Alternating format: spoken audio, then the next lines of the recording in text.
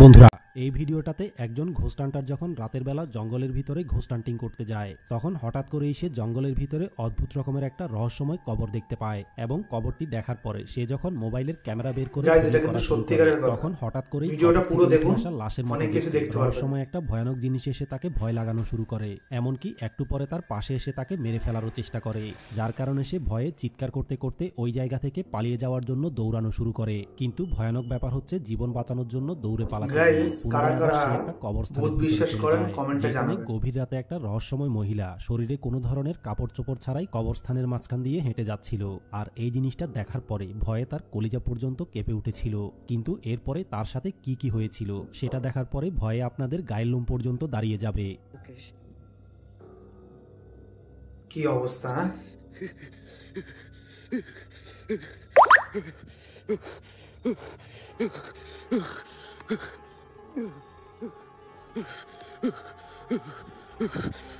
Ada yang berdiri, cuman bukan tiang listrik. কিছু বুঝতে পারছেন কি অবস্থা? Goblok, big hebat anco. Perasaan tadi di belakang, ngapain dia di depan? এরকম অবস্থা যদি পড়ায় তাহলে কি অবস্থা হবে? হ্যাঁ, Mbak. Mbak. Bajingan dulu kok. Matan. এটা বাইরের ঘটনা। Di mana? Di sini. Oke, Bang. Siap.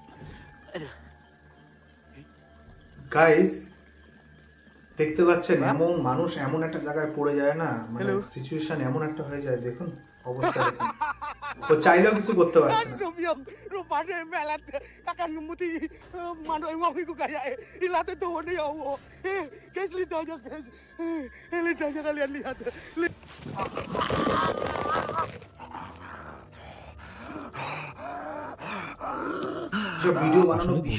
গভীর রাতে কাপড় ছাড়া মেয়ে দেখে খুশি হয়ে এসে পেছন পেছন গিয়ে নিজের বিপদ নিজেই ডেকে এনেছে এবং ভিডিওর শেষে তার সাথে কি হয়েছে আপনারাই দেখতে পেয়েছেন, কারণ মানুষজন ওই জায়গার মধ্যে শুধুমাত্র তার মোবাইলটি খুঁজে পেয়েছে এবং পরবর্তীতে এই লোকটাকে আর কোথাও খুঁজে পাওয়া যায়নি। কিন্তু এখন কথা হচ্ছে যে লোকটার সাথে আসলে কি হয়েছিল এবং রহস্যময় ভয়ানক জিনিসগুলোই আসলে কি ছিল, এই ব্যাপারে আপনাদের কি মনে হয় অবশ্যই জানাবেন।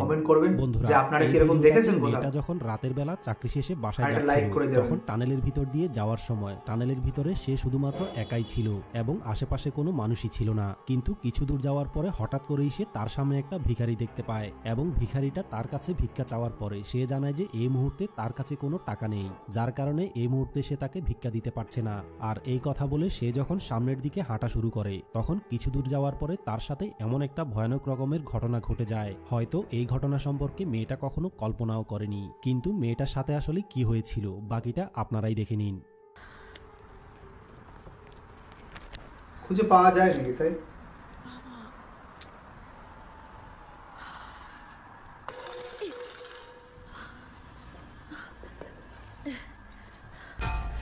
কমেন্ট করে অবশ্যই জানাবেন। Sorry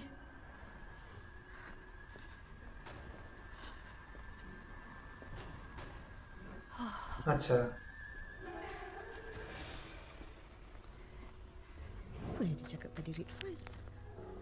Bawa balik blue file je pun. Syed aku patah balik office. Sorry. No money. Sorry. কি অবস্থা? মানে এগুলো শহরের মধ্যেই বেশি হয়, আর এরকম ফাঁকা ফাঁকা জায়গা রাত্রেবেলা থাকে, আর বিশেষ করে যেখানে রেল লাইন থাকে সেখানে তো অবশ্যই।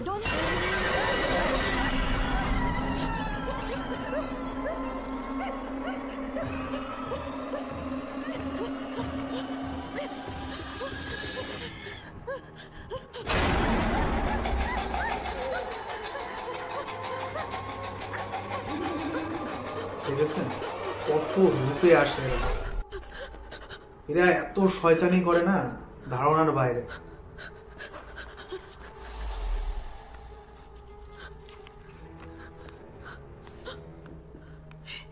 মানে জায়গা মতো পড়লে মানুষের এত খারাপ অবস্থা। আপনারা যদি এরকম কোনো বিপদের মধ্যে পড়ে থাকেন তাহলে অবশ্যই কমেন্ট করে জানাবেন ব্যাপারে যে আপনার সাথে কি ঘটনা হয়েছিল। আপনাদের মতামতটা কমেন্ট করে অবশ্যই জানাবেন। বন্ধুরা, এই লোকটা ছুটি কাটানোর জন্য একটা বাংলো বাড়িতে যায় এবং সেখানে গিয়ে রাতের বেলা সে যখন হাঁটতে বের হয় তখন হাঁটতে হাঁটতে তার কাছে মনে হচ্ছিল কেউ যেন তাকে ফলো করছে এবং সামনের দিক থেকে সে পায়ের শব্দও শুনতে পাচ্ছিল, কিন্তু আশেপাশে সে কাউকেই দেখতে পাচ্ছিল না। যার কারণে সে চালাকি করে হঠাৎ করেই মোবাইল বের করে চারিদিক থেকে ভিডিও করা শুরু করে, কিন্তু ভিডিও করার পরে মোবাইলের ক্যামেরার ভিতরে এমন একটা